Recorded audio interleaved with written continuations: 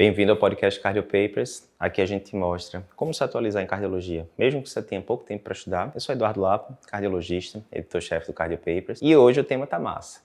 Quais são os critérios para você diagnosticar um prolapso de válvula mitral e outras dúvidas de valvopatia? Vamos lá. Antes da gente ir para o conteúdo, só um aviso. Não sei se você está sabendo, mas agora a gente tem a comunidade Cardio Papers. O que é? Local 100% gratuito, destinado a médicos, onde você pode discutir aqueles casos do dia a dia que você fica em dúvida. Está ali no consultório com aquele paciente com a coronariopatia mais complicada, não sabe se aborda, se mantém em tratamento clínico, recebeu aquele eletro de um paciente com arritmia mais difícil de interpretar, não tem com quem tirar essas dúvidas, coloca lá na comunidade que a nossa equipe de tutores vai te ajudar. Além disso, lá você também tem casos clínicos exclusivos todos os dias que os nossos tutores colocam e que você pode participar.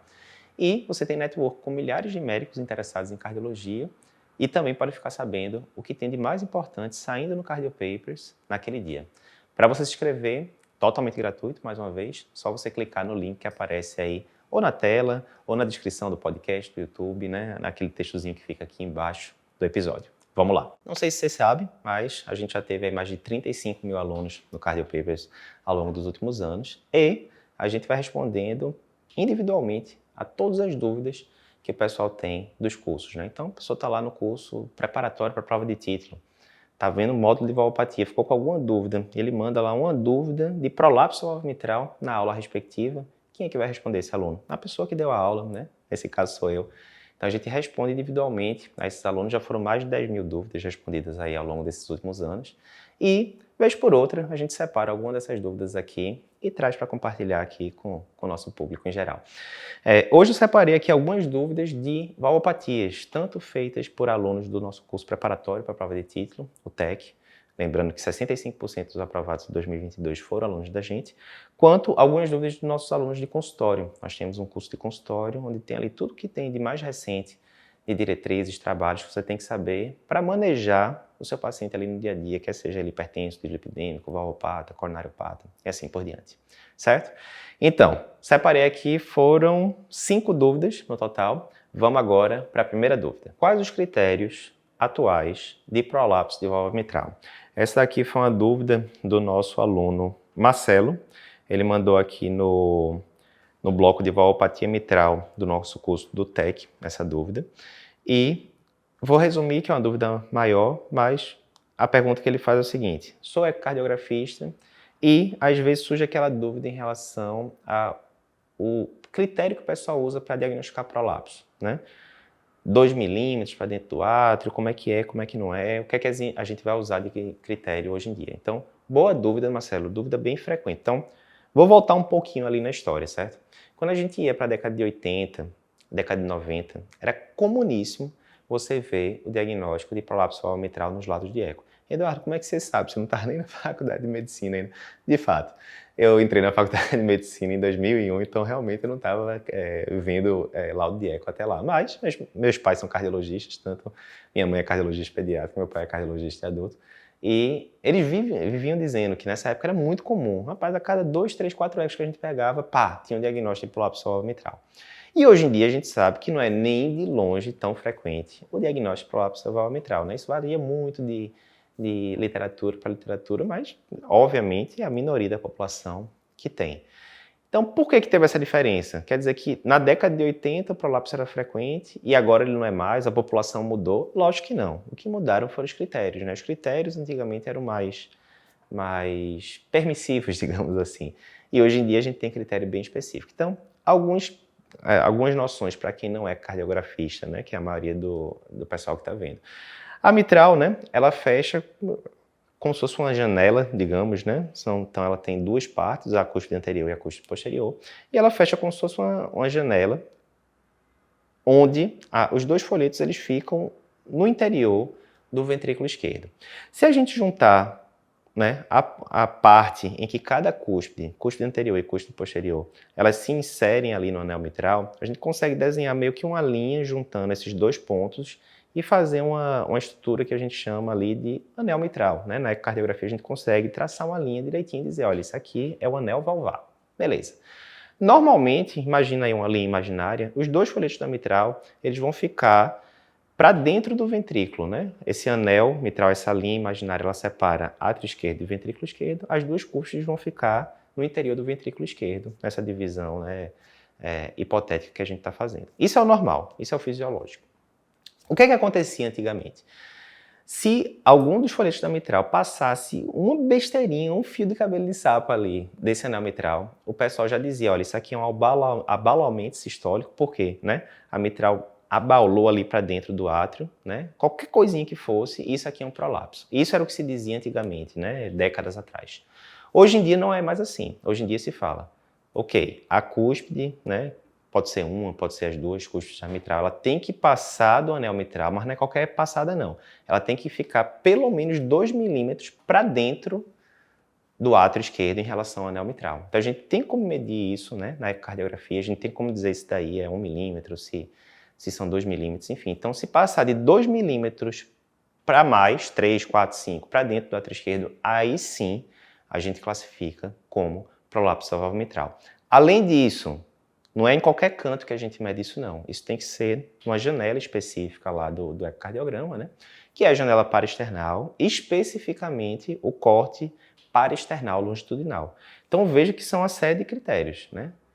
Em qualquer projeção, eu coloquei lá na janela apical, vi que a mitral está entrando mais do que 2 milímetros para o interior do átrio esquerdo. Confirmei prolapso válvula mitral? Não. Por quê? O motivo disso é o seguinte, o anel mitral é uma estrutura meio complexa. Então, se você for pensar aí, não tem aquela batata frita Ruffles, né, das antigas. Ela não é meio, né, parece uma ondinha, né? Alguns dizem que parece com uma sela de cavalo e tal. Então, a estrutura do anel mitral é uma estrutura complexa.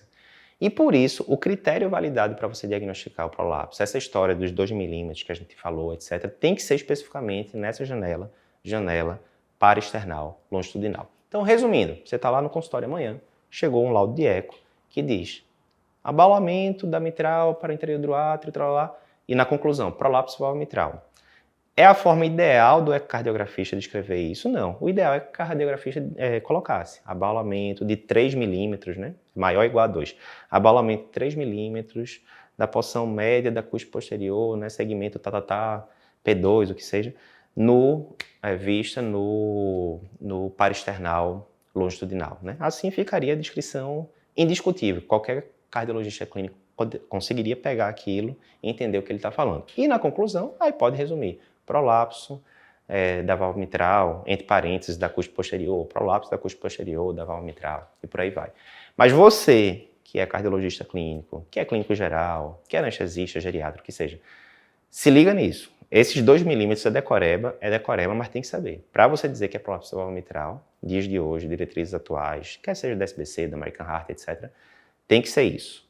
Tem que ter um abaulamento para dentro do átrio, maior ou igual a 2 milímetros e visto no eixo paraesternal longitudinal, na janela paraesternal longitudinal. Não vai errar isso. Próxima dúvida. O que é flail da mitral? Essa aqui foi uma dúvida da nossa aluna Rebeca, e ela pergunta lá no módulo de valvopatia mitral exatamente isso, de forma resumida, né?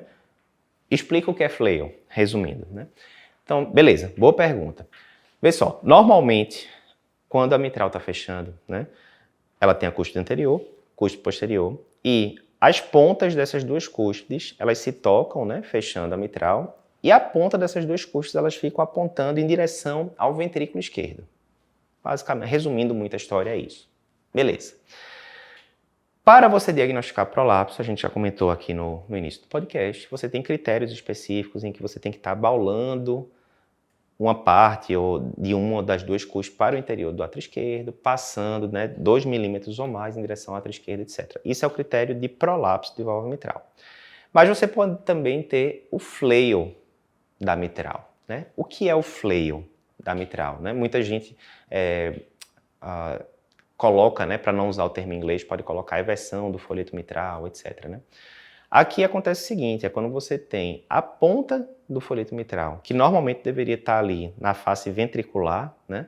Ela vai estar dentro do átrio esquerdo, no local onde ela definitivamente não deveria estar. Comumente, essa ponta, em vez de estar apontando para dentro do átrio esquerdo, do ventrículo esquerdo, desculpa, ela vai estar apontando para dentro do átrio esquerdo, né? Então vai estar totalmente, numa posição totalmente atípica, né? Evertida, etc. Por que que é importante? Na hora que você está lendo lá um laudo de ecocardiografia, né? E aparece, não, tá lá, fleio da mitral. O que é que isso vai... Isso é só uma informação por enquanto, né? Mas qual é o conhecimento que isso vai adicionar para você? Primeiro, geralmente quando a gente tem fleio, o fôlego está vertendo ali para dentro do átrio esquerdo. Isso comumente vai vir associado com a rotura de cordoalha. Então você já vai procurar, opa, tem rotura de cordoalha aqui. Às vezes até tem, mas no eco transtorácico não se conseguiu ver, e aí quando vai para o transofágico, por exemplo, você tem uma resolução melhor, você consegue enxergar tal. Mas automaticamente, falou em fleio, você já vai procurar se tem rotura de cordoalha junto, né? Você já vai procurar isso no laudo. Segunda coisa, geralmente quando tem flail, na enorme maioria dos casos, né, para não falar a totalidade, você vai ter insuficiência mitral importante associada. Porque, né, você perdeu a linha de coaptação ali das duas cúspides, né, digamos que seja um flail da cúspide posterior. Aí quem estiver vendo aqui no vídeo fica mais fácil de ver pelo YouTube, né? Quem estiver escutando no podcast agora talvez viaje um pouquinho. Mas na hora que você tem as duas cúspides tocando, o normal é que a extremidade dessas duas cúspides toquem, né, uma a outra no interior ali do ventrículo esquerdo. Quando você tem um flail, você vai ter meio que isso daqui, um dos folhetos everteu para dentro do átrio e você vai ter uma falha de contiguidade ali de um folheto com o outro. Obviamente você vai ter uma área de orifício regurgitante relevante e geralmente você vai ter um refluxo importante. Então você pegou o laudo, se ele falou flail, ele está falando que tem insuficiência mitral importante junto, porque se ele fala que tem flail e tem refluxo discreto, peraí, não está batendo. Uma coisa com a outra não está batendo.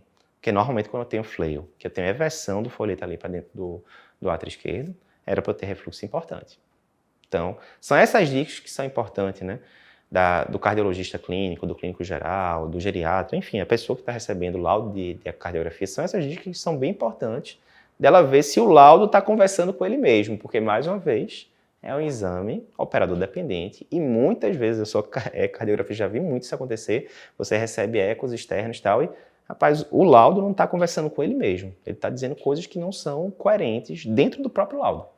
Então, estranho, talvez a gente tenha que repetir aqui esse exame. Esse é um dos motivos que a gente fez, né, o nosso curso de imagem cardiovascular Cardiopapers, né, onde a gente discute 7 métodos de imagem, incluindo o ecocardiograma, mas eco, Holter, Resso, angiotomo, CAT, né, inclusive com FFR, ultrassom, entre outros métodos, cintilo, e a gente discute exatamente esse tipo de dica, né? Como você vai saber interpretar o exame. O objetivo não é que você saia fazendo esses exames, óbvio, ninguém vai aprender a fazer eco com um curso ali de poucas horas, tal, sem estar colocando a mão na massa. Ok, mas você consegue entender o que o laudo está lhe dizendo para saber interpretar da forma correta, o que muitas vezes não é ensinado na residência, na especialização de cardiologia. Então, dica importante sobre o significado do flail mitral. Só um instantinho aqui para você que está aqui escutando nosso podcast. Só um aviso bem importante. Eu não sei se você já está ciente, mas a gente tem agora a comunidade Cardiopapers, né? Uma comunidade 100% gratuita e exclusiva para médicos. O que é a comunidade Cardiopapers, Eduardo? Por que eu deveria entrar nela se você ainda não está dentro? É o seguinte, a comunidade Cardiopapers, né? Ela funciona no aplicativo próprio, né? Parecido com o Facebook da vida. E lá você pode fazer várias coisas. Você pode colocar dúvidas de casos clínicos que você tenha. Ah, estou no consultório com um caso mais difícil de coronariopatia ou de hipertensão resistente.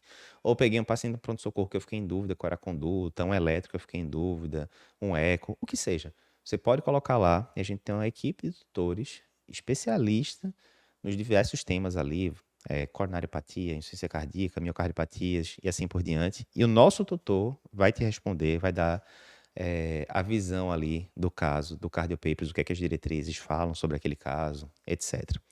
Segunda coisa, você pode ver casos clínicos exclusivos da comunidade, que os nossos tutores colocam diariamente, segunda a sexta. Terceiro ponto, você vai ficar por dentro do que está rolando de mais importante no Cardiopapers. No Cardiopapers a gente tem podcast, vídeo de YouTube, publicação de site, publicação no Instagram, muita coisa para acompanhar ao mesmo tempo. Mas, lá na comunidade, a gente coloca o principal conteúdo que o Cardiopapers publicou naquele dia, nas diferentes redes sociais, a gente coloca lá na comunidade e você consegue ver, né, o creme de la creme, a coisa mais importante do Cardiopapers naquele dia lá na comunidade. E quarta coisa, você vai estar em contato com milhares de outros médicos interessados em cardiologia. Não só cardiologistas, né, mas geriatras, clínicos gerais, anestesistas e assim por diante. Tudo isso 100% gratuito. Eduardo, como é que eu faço para entrar na comunidade? Simples, se você está vendo o vídeo aqui pelo YouTube, está na descrição do vídeo, né? Você tem um vídeo do YouTube, embaixo dele tem um textozinho e tal. Clica aí que vai aparecer o link e você consegue acessar. Se você está escutando pelo podcast, a gente mais de 1 milhão de reproduções de podcast nos últimos 12 meses. Se você está escutando no podcast, aí no carro, alguma coisa do tipo, espera aí parar o carro aí no próximo sinal. E também na descrição do podcast você consegue. É o textozinho que tem embaixo do título do nome do podcast. Vai ter uma mensagem e vai ter aí também o link da comunidade para você clicar e entrar. Estenose aórtica com baixo gradiente. O que fazer? Então essa aqui é uma dúvida de Fernanda. Ela pergunta aqui no bloco de valvopatia aórtica. Exames complementares de estenose aórtica. Resumindo, o que é que eu faço frente a um paciente que tem área valvar aórtica menor do que 1, mas tem gradiente médio menor do que 40 e velocidade de pico menor do que 4? Eu classifico esse paciente como estenose aórtica moderada, como estenose aórtica grave, como é que eu faço? Então vamos lá. Normalmente, né, você vai pensar em estenose aórtica importante quando a área valvar é menor ou igual a 1 cm². Ok, mas só isso não resolve, né? O clássico, a estenose aórtica clássica, ela vai ter área menor ou igual a 1 e ela vai ter um gradiente médio maior ou igual a 40. Na hora que você combina essas duas coisas, né, a velocidade de pico acima de 4 a gente usa também, mas é principalmente gradiente médio e área valvar. Na hora que eu tenho área valvar baixa, menor ou igual a 1, e gradiente médio maior ou igual a 40, acabou, né? Se o exame foi bem feito, etc., eu classifico aquilo ali como estenose aórtica importante e vamos para frente e fazer a conduta adequada. Quando é uma estenose aórtica moderada, normalmente a gente vai ter uma área ali entre 1 e 1,5 e a gente vai ter um gradiente médio entre 25 e 40, via de regra, né? Esse também é o clássico. Mas e aí, Eduardo, quando vem dados discordantes? Exemplo, eu tenho uma área de 0,9, sugere que é importante, mas eu tenho um gradiente médio de 30, que sugere que é moderado. Foi exatamente isso que ela perguntou. E aí, eu vou classificar isso como importante ou moderado? E a resposta, né, ideal da nossa visão é nenhum dos dois. Por enquanto, você vai classificar aquela estenose aórtica como sendo uma estenose aórtica de baixo fluxo, baixo gradiente, né, o low gradient, low flow, como os americanos dizem. Resumindo, né, esse é um tema bem longo, tal. A gente tem aula, inclusive, liberada no YouTube sobre esse tema, tal. É um tema que todo ano cai praticamente na prova de título de especialista de cardiologia e tal, mas resumo muito grande da ópera, certo? Nesses casos que você tem uma área valvar menor ou igual a 1 e um gradiente médio menor do que 40, e as coisas não estão batendo exatamente, né? Você pode ter duas situações. Você pode ter ou uma estenose aórtica que realmente é importante, né? Ou seja, essa área menor ou igual a 1 é causada por causa de degeneração da válvula, etc, etc.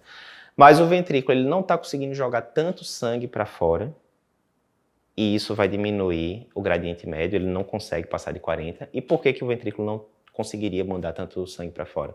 Tem duas causas principais aí. Um é porque ou o ventrículo já está com déficit sistólico, a fração de ejeção está lá 20%, 30%, alguma coisa do tipo, e realmente ele não tem mais tanta contratilidade para jogar uma quantidade de sangue o suficiente para aumentar o gradiente ali. Mas também pode ser que o ventrículo esteja com a fração de ejeção preservada e começou a hipertrofiar muito para dentro e a cavidade ficou pequenininha e agora ele está ejetando pouco sangue ali para fora porque, né, engordou que nem caranguejo, como a gente diz, né, cresceu para dentro, né. Então, você teria essa situação, onde realmente a área valvar é baixa, mas o gradiente está baixo por algum desses motivos que a gente falou. Mas você poderia ter outra situação também. Você pode ter uma estenose aórtica que não é importante, digamos, é uma estenose aórtica discreta ou moderada, certo? Mas a área valvar está dando abaixo de 1, porque justamente por estar passando um fluxo baixo de sangue lá, ou porque o ventrículo está com fração de ejeção de 30%, ou porque ele está muito hipertrofiado e tal, a válvula não abre direito, porque está passando pouco sangue através dela. E como é que eu faço para diferenciar isso? Tem protocolos específicos, né, que você pode fazer com dobuta, no caso de fração de ejeção baixa, você pode fazer score cálcio, da válvula, no caso de fração de ejeção preservada, enfim, não vou entrar nesses detalhes agora. O fato é, na hora que você tem área valvar menor ou igual a 1 e gradiente menor ou igual a 40, só com esses dados em mãos, você não consegue dizer se é uma estenose aórtica importante e que está com gradiente baixo por algum desses motivos, ou se é uma estenose aórtica discreta ou moderada e que está com a área valvar baixa porque está passando pouco fluxo através dela. Você não consegue dizer por enquanto. Então, o mais simples de você fazer é colocar no laudo estenose aórtica, low gradient, low flow, se você quiser usar, né, o termo em inglês, ou estenose aórtica de baixo gradiente, baixo fluxo e tal. E o cardiologista clínico que vai receber aquilo vai dizer, nesse caso, eu estou com estenose aórtica low grade, low flow, com fração de ejeção baixa, então eu vou pedir um eco com dobuta, ou estou frente a um paciente com estenose aórtica low grade, low flow, com fração de ejeção preservada, vou pedir um score cálcio valvar para saber qual a conduta. Aí é o cardiologista clínico que tem que saber interpretar isso, né? O ecocardiografista coloca lá, ele pode sugerir, né? Tá com fração de ejeção baixa, o próprio ecocardiografista já faz ecoestresse, considerar, tá lá, pode. Não vejo nenhum erro com isso não. Mas no laudo, ele não tem como afirmar, por enquanto, só com esses dados do eco basal, se é uma estenose aórtica moderada ou se é uma estenose aórtica importante. Então, cuidado para não errar. Quarta dúvida de hoje. Posso usar bezetacil no paciente anticoagulado? Dúvida interessante. Júlio perguntou aqui na aula de tratamento medicamentoso da estenose mitral, lá do nosso curso TEC, né? E aí, resumindo bastante, né, a dúvida, ele está lá com um paciente com estenose mitral importante, 29 anos, que já fez um AVC embólico prévio, que está usando, né, a varfarina para anticoagulação a longo prazo e que está usando também bezetacil, né, como profilaxia secundária de febre reumática. Aí ele pergunta, mas e aí? E o risco de hematoma com o uso de bezetacil intramuscular no paciente que está anticoagulado? E aí? E, de forma muito sucinta, o que é que as diretrizes dizem? A gente tem pencas de pacientes como esse, né, nos ambulatórios, né, do SUS da vida, usando bezetacil e varfarina, né? O que é que as diretrizes dizem? Resumindo, se o INR estiver em faixa terapêutica, não tem problema de você fazer o bezetacil intramuscular. O risco de hematoma, né, em relação à população em geral, não anticoagulado e tal, né, não é muito diferente. Ah, Eduardo, quer dizer então, beleza, estou usando ali, estou com um paciente que está usando varfarina há anos lá no consultório, e a cada 21 dias ele vem para tomar o bezetacil. Eu posso aplicar sempre o bezetacil tranquilo e tal, e ponto final. Cuidado só, porque todo mundo que faz varfarina sabe que tem pacientes que ora o NR está de 1,5, ora está de 7,6, certo? Então é sempre interessante, nesses pacientes que vão ficar fazendo, né, bezetacil a cada 3 semanas, 21 dias, é sempre interessante você ter um NR ali perto daquela aplicação, né? Não precisa ser obrigatoriamente ser do dia, não. É de ontem, é de 2 dias atrás, está ali um NR 2,2, terapêutico, tudo tranquilo e tal. Beleza. Mas cuidado, porque eu já vi casos, aí não foi nem com bezetacil não, eu me lembro que logo no comecinho da residência de cardio, esse caso me marcou muito. Era uma paciente que usava varfarina, por outro motivo, já tinha tido TVP, paciente com, se eu não me engano, era doença de Sjögren e tal, síndrome de Sjögren, já tinha tido TVP, usava varfarina e tal, e veio para uma abordagem de uma traqueomalácia, que ela tinha tido, tinha ficado entubada já antes, enfim. Estava com INR de 9, né? E terminou-se fazendo vitamina K intramuscular para esse paciente. Mas aí veja, INR de 9, medicação intramuscular, não é uma boa combinação. Essa paciente fez um hematoma relevante, depois ficou tudo resolvido, né? Reverteu-se ali a anticoagulação e tal. Mas eu falar para você que pode-se fazer medicação intramuscular em paciente anticoagulado, ok. E as diretrizes, né, defendem isso, né? Particularmente importante com bezetacil e varfarina, essa combinação tão frequente em paciente valvopata aqui no Brasil, né? Contudo, veja o INR do paciente, tem que estar um INR terapêutico. Se tiver um INR de 6, 7, 9, 10, não vai fazer medicação intramuscular, porque aí realmente o risco de complicações já aumenta bastante. Estando terapêutico, né? A maioria dos pacientes ali vai estar lá no alvo entre 2 e 3, né? 2,5, 3,5 se for uma prótese mecânica mitral, mas a maioria dos casos 2 e 3. Está entre 2 e 3, ou está abaixo de 2. Deveria estar entre 2 e 3, mas o paciente chegou ontem, está com INR de 1,6, né? E hoje vai tomar bezetacil. Não, está subterapêutico, né? Pode fazer tranquilo também. Começou a passar ali de 3, 3,5, aí já vai gerar mais preocupação. Então fica ligado na dica. Última dúvida de hoje. Até quando manter o bezetacil na cardiopatia reumática? A gente já discutiu esse tema aqui em outros podcasts, então é sempre bom relembrar. Aqui é uma dúvida de Marcelo, na aula de valvopatia mitral. Ele fala, resumindo, estou com um paciente de 40 anos que já foi operado, né, fez uma comissorotomia mitral 10 anos atrás por parte de uma estenose mitral prévia e tem 40 anos já. O que ele está perguntando é o seguinte, posso tirar já a bezetacil desse paciente, né? Chegou aos 40 anos, está tranquilo, mantenho, até quando usar? Dúvida importante, mais uma vez a gente já discutiu isso em vários outros podcasts, mas lembrando, o que é que a diretriz da SBC fala de forma muito categórica? Se você está com um paciente que sofreu intervenção valvar já, né? Ele teve que operar a válvula, teve que fazer comissorotomia, trocou a válvula, o que seja.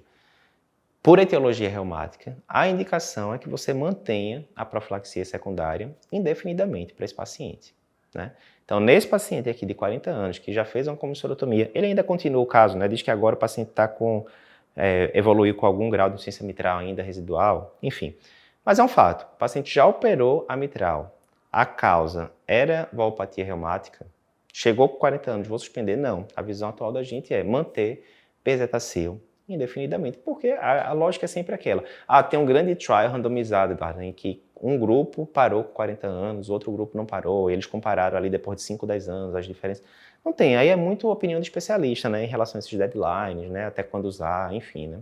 Tem muito grau de recomendação C aí na jogada, né, opinião de especialista e tal.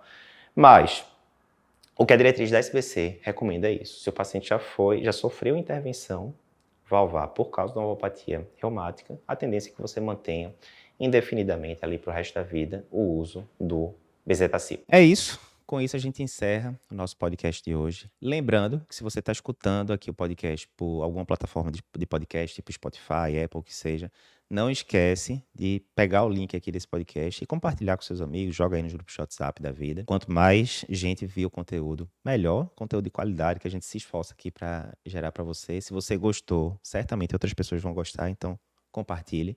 Se você está vendo, né, o videocast pelo YouTube, não esquece de se inscrever no canal da gente. Todo dia tem vídeo novo aqui no nosso canal do YouTube. São centenas e centenas de vídeos com essa qualidade que você está acostumado já. Então não vai perder as atualizações. E aviso importante, não sei se você está sabendo, mas nós do Cardio Papers agora a gente tem a nossa comunidade, né, exclusiva do Cardio Papers, cujo nome é Comunidade Cardio Papers. Ela é 100% gratuita, destinada para médicos e o que é que você vai encontrar lá? Se você entrar na comunidade Cardio Papers, vai ter 4 pontos importantes. Primeiro, você lá pode tirar suas dúvidas com a nossa equipe de tutores. Se você pegou um eletro no consultório que ficou em dúvida, está com algum caso clínico de coronariopatia, de insuficiência cardíaca, de hipertensão resistente, que está tendo dificuldade no dia a dia, não tem com quem discutir, coloca lá seu caso, a plataforma é parecido com o Facebook da vida, você coloca lá a sua dúvida e algum dos nossos tutores vai te responder, tutor específico ali, especialista naquele assunto. Então, você pode tirar suas dúvidas, primeira coisa. Segunda coisa, você pode acompanhar os casos clínicos que a gente coloca lá diariamente, segunda a sexta, discutindo casos, né? A nossa equipe coloca e você pode opinar, aprender junto com a gente. Terceira coisa, você pode ter interação com outros cardiologistas, outros médicos interessados em cardiologia e fazer assim um network. Quarta coisa, você vai ter acesso às principais atualizações do Cardio Papers. No Cardio Papers a gente tem post no site, a gente tem post no Instagram, podcast, vídeo no YouTube.